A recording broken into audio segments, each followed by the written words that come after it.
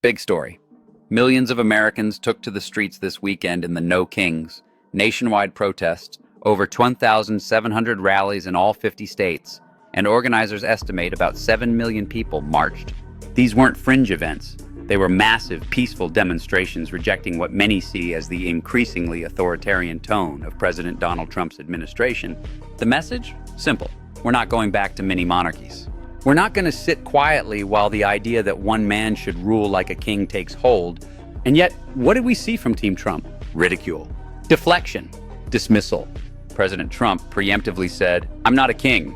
But then on his own social feed, he posted a bizarre AI-generated video of himself wearing a crown, flying a jet labeled King Trump, and dropping brown sludge on protesters.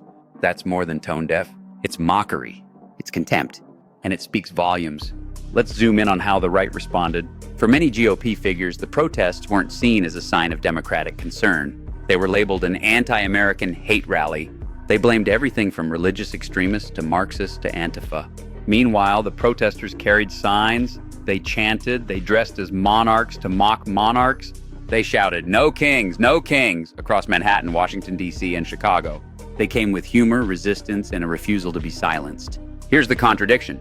The protests were peaceful, democratic, and rooted in the American tradition of free speech. But the reaction from the president and his supporters was contempt, projection, and theatrics. And that signals a deeper problem. When democracy is challenged and dissent is mocked, a dangerous pattern starts to form. So what now? If nearly 7 million people are saying we're done with kings, the question is, will those in power listen? Will Congress act? Will the media amplify or challenge? Or will those who hold power mock and weaponize the voices of the people? Our democracy isn't built on crowns or sludge-dropping jets. It's built on respect for dissent, for rights, and for the rule of law. These protests were a loud reminder of that fact. The bigger question now, are we going to act like we meant it? That's your turn. See you next time.